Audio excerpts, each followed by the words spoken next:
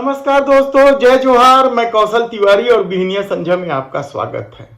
छत्तीसगढ़ में मंत्रिमंडल के गठन के सप्ताह भर बाद आखिर विभागों का बंटवारा हो ही गया। इन विभागों के बंटवारे में विष्णुदेव साय यानी मुख्यमंत्री की कितनी चली, पूर्व मुख्यमंत्री डॉक्टर रमन सिंह की कितनी चली, यह सारी बातें बेमानी हैं, क्योंकि मंत्री बनाने से लेकर विभागों के बंटवारे में किसी की चली है तो वह मोदी और शाह की चली है। मंत्रिमंडल के गठन में उनकी धमक साफ दिखाई दे रही है। इस पर चर्चा करें उससे पहले आज के एक महत्वपूर्ण खबर हम आपको बता दें कि वाशिंगटन पोस्ट, अमेरिका से निकलने वाला सबसे ज्यादा बिकने वाला अखबार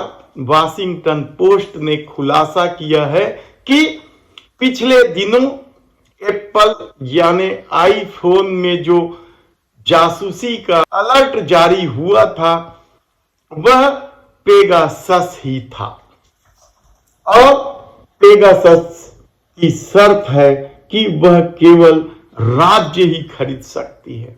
ऐसे में मोदी सरकार क्या अडानी के कहने पर भी जासूसी कर रही है? यह बड़ा सवाल है और इसके बाद कई तरह के सवाल मोदी सरकार पर फिर उठने लगे हैं कि विरोधियों को दबाने के लिए या कुचलने के लिए किस तरीके से जासूसी का भी खेल किया जा रहा है। इस पर हम फिर कभी चर्चा करेंगे, लेकिन एक महत्वपूर्ण खबर इंडिया गठबंधन को लेकर यह है कि बिहार के मुख्यमंत्री नीतीश कुमार ने एक बार फिर पार्टी को अपनी मुट्ठी में ले लिया है और वे अध्यक्ष बनाए गए हैं। इसका राजनीतिक असर क्या पड़ेगा, वे किस तरीके से इंडिया पर दबाव डालेंगे, सीटों का गणित क्या होगा, इस पर भी हम फिर कभी विस्तार से चर्चा करेंगे। लेकिन आज हम बात कर रहे हैं छत्तीसगढ़ में मंत्रिमंडल के विभागों के बंटवारे का। इसे आप अंधा बांटे रेवड़ी अपने अपने को दे भी नहीं कह सकते, क्योंकि सारा कुछ मोदी शाह के इशारे में हो रहा है।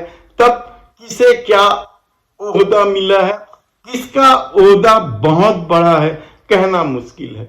लेकिन विभाग के अनुसार जब आप ओहदा देखेंगे तो आपको लगेगा कि छत्तीसगढ़ के मुख्यमंत्री विष्णुदेव साय ने उन तमाम विभागों को अपने पास रखा है जो डॉक्टर रमन सिंह रखे हुए थे। सिर्फ एक विभाग छोड़ दीजिए, वित्त विभाग, और उसके बदले में पहली बार छत्तीसगढ़ में किसी मुख्यमंत्री ने आबकारी विभाग अपने पास रखा। आबकारी विभाग यानी चर्चित शराब कांड, आबकारी विभाग यानी भूपेश बघेल के करीबी लोगों की ईडी के द्वारा गिरफ्तारी, आबकारी विभाग यानी खूब कमाई वाला विभाग, और छत्तीसगढ़ में लंबे समय से शराबबंदी की मांग करने वालों का अब सीधा सामना छत्तीसगढ़ के मुख्यमंत्री विष्णुदेव साय से होगा। इससे पहले यह विभाग कवासी लखमा के पास था। हालांकि कहा तो यह जा रहा है कि वे सिर्फ नाम के मंत्री थे, पूरा संचालन तत्कालीन मुख्यमंत्री भूपेश बघेल के करीबी लोग किया करते थे। और शायद यही वजह है कि यह सबसे बड़ा घोटाला बनकर उभरा और इस मामले को लेकर कई बड़े अधिकारी और पूर्व मुख्यमंत्री भूपेश बघेल के करीबी जेल की सलाखों के पीछे। ऐसे में विष्णुदेव साय अब किस तरीके से शराब नीति को आगे बढ़ाएंगे, यह देखने की बात होगी।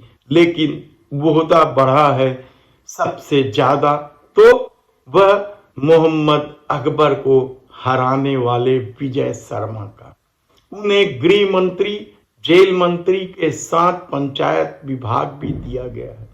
बहुत बड़ी जिम्मेदारी है, क्योंकि पंचायत का बजट बहुत ज्यादा होता है और गृह विभाग को नंबर 2 का दर्जा माना जाता है। मुख्यमंत्री के बाद विजय शर्मा सबसे ताकतवर नेता है।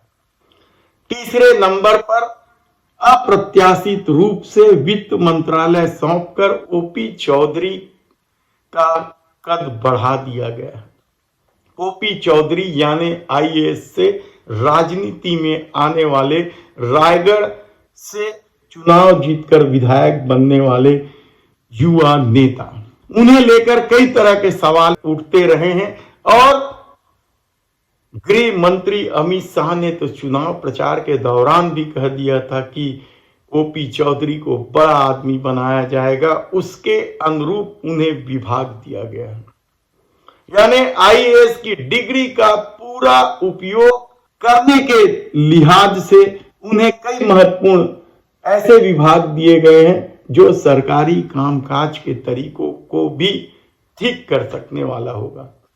आवास और पर्यावरण जैसा महत्वपूर्ण विभाग भी उन्हें दिया गया है। बहुत बड़ा विभाग है पर्यावरण, सीधे अदानी से संबंधित है, कहा जाए तो गलत नहीं होगा।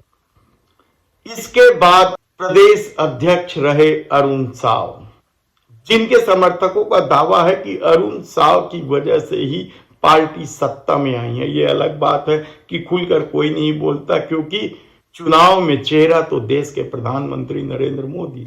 उन्हें भी महत्वपूर्ण विभाग मिला है। पीडब्ल्यूडी, पीएचई, नगरीय प्रशासन, लंबे चौड़े बजट वाला विभाग उन्हें सौंपा गया है। वे चौथे नंबर के दमदार मंत्री बन चुके हैं। इसके बाद केदार कश्यप को वन मंत्री का जिम्मा सौंपा गया है। वन विभाग भी विवादों में रहा है। पिछली बार ये मोहम्मद अकबर के पास। कैंपा मत से घोटाले की खबरें हमेशा चर्चा में रहती है, तो हसदेव कटाई को लेकर भी इन दिनों बेहद विवाद है। अडानी को सौंप दिया गया है छत्तीसगढ़, यह विरोधियों का दावा है और इस पूरे मामले को लेकर जबरदस्त आंदोलन चल रहा है, लेकिन सरकार के कान में जूं नहीं रेंग रहा है। ऐसे में कोयला के लिए वनों की कटाई कितनी उचित है, इस पर हम फिर कभी विस्तार से चर्चा करेंगे, क्योंकि हसदेव की कटाई की वजह से अब वहां के पशु पक्षियों के सामने भी जीवन का संकट खड़ा हो गया है। हाथी तो बस्तियों की तरफ जा रहे हैं, तो भालू के नवजात बच्चे भी मिल रहे हैं और कितने ही घोंसले तोड़ दिए गए। श्याम बिहारी जायसवाल सरगुजा से आते हैं, पिछड़े वर्ग के नेता हैं। इन्हें लोक स्वास्थ्य व परिवार कल्याण यानी स्वास्थ्य विभाग से संबंधित सारे विभाग दिए गए हैं, जिसमें चिकित्सा शिक्षा भी शामिल है। 20 सूत्री कार्यक्रम का भी वे मंत्री रहेंगे। राम विचार नेताम कृषि मंत्री दिया गया है। पूरा चुनावी राजनीति किसान पर केंद्रित रहा है और राम विचार नेताम बेहद ही अनुभवी मंत्री माने जाते हैं। ये अलग बात है कि उनका नाम भी इंदिरा प्रियदर्शनी बैंक घोटाले में शामिल रहा है। नार्को टेस्ट का जो रिपोर्ट आया है उसमें वे बेहद ही विवादों में रहे हैं, लेकिन उन्हें कृषि मंत्री का पद दिया गया। दयाल दास बघेल एकमात्र दलित मंत्री कहा जाए, एससी कोटे से वे मंत्री बनाए गए हैं। उन्हें खाद्य विभाग की बड़ी जिम्मेदारी दी गई है। अब तक खाद्य विभाग को लेकर यही कहा जाता रहा है कि जो इस विभाग की जिम्मेदारी संभालते हैं वे हमेशा ही विवादों में रहते हैं, घोटालों में फंसते हैं। इसके अलावा उनके पास नागरिक आपूर्ति व उपभोक्ता संरक्षण का भी विभाग। सबसे जो चौंकाने वाली बात है वह है टंकराम वर्मा।